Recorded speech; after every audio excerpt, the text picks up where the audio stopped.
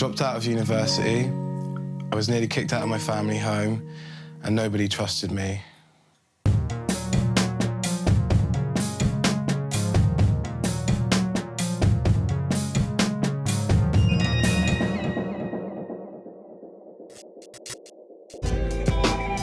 I'm Sam. I'm from London. I'm quite a chilled out, open-minded kind of guy. I'm into my hip-hop and my drum and bass. I come from quite a big family. I've got 3 brothers. My first experience with weed was, or with any kind of drug, was when I was 12 years old. The pattern was I'd go to school, I'd come home, I'd watch a bit of TV, and then I'd smoke a spliff. That went on for about, I don't know, 6 months or a year before I started actually doing it during school and after school and just every waking moment.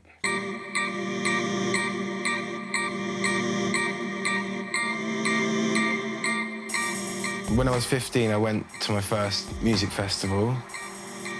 At that festival, I came across ketamine and tried it. And I took to it. I really took to it. It was a whole new thing for me. Ketamine is a clear liquid or powder. It's a powerful anaesthetic which is misused by drug users who snort it, inject it, or swallow it. It can alter the levels of neurotransmitters in the brain, creating the feeling that the brain is shutting off from the body. Under its influence, the mind can also begin to perceive things that aren't really there, known as hallucinations. All this causes a sense of mind-body separation, with loss of control and a feeling of floating. It was the same as the weed. I started doing it in the evenings, on the weekends, you know. I'd get a bit and it would last me a few days, and then slowly I'd start doing it every day. And then I'd do a line in the morning before I went to school. Just, yeah, it became completely out of control.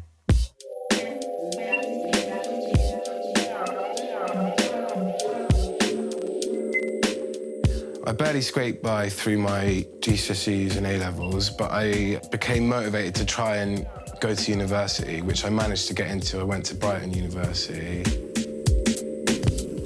When I was at uni in Brighton, my life was completely controlled by my drug taking, and so I wasn't able to focus on anything. The anaesthetic effect of ketamine reduces the brain's alertness, leading to difficulties of movement and concentration. Users need more and more ketamine to counteract these side effects, which can lead to addiction. The combination of altered mental function and addiction can reduce the user's ability to focus on anything except the next dose. I was completely wasted every day, walking around like a zombie. I failed the courses that I were on. It ended up with me moving back to London, back to my parents. I built up a reputation within my family as somebody that you couldn't trust. I mean, sometimes when I was on the ketamine and I'd come down to the dinner table, I'd think that I'm all right, but then I'd try and talk and I couldn't speak, and it would just be a very, very ugly thing for my parents to have to see. You know, constantly being told, you know, that I'm not making any sense, and yeah. My parents reached out to me. They tried to help, and I refused to help. They threatened to kick me out of the house, but they couldn't because they were scared that I would end up dead or in jail.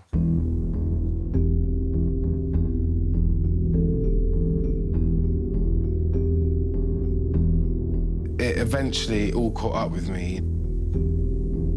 I started getting stomach cramps, and these were very extreme, probably the most painful thing that I've ever experienced. I started getting kidney pains, which I didn't know were kidney pains. I just thought it was a pain in my lower back. I used to get terrible problems with my bladder, so I would have to go to the toilet constantly. I was passing blood in my urine regularly. Every time I went to the toilet. Long-term use of ketamine can damage the bladder, impairing its ability to stretch sufficiently as it fills. It's thought the urine effectively backs up, swelling the kidneys, causing pain and possibly even kidney failure. The lining of the bladder can also be damaged, producing blood in the urine.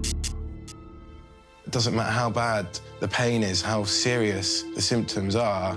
You know, I wasn't going to be stopping taking that drug because I was addicted to it completely and totally. I stopped really mixing with people. I didn't spend time with my friends or with my brothers. I was on my own most of the time. I didn't really want people to know how bad things were, and it was a miserable point in my life. My dad kind of blew a fuse. He gave me the choice that I can either leave the house, you know, and basically never come back, or he would help to put me into rehab and try and sort out my problem. And so I accepted the help that he offered me. And within a week, I was in a residential treatment centre for drug addiction.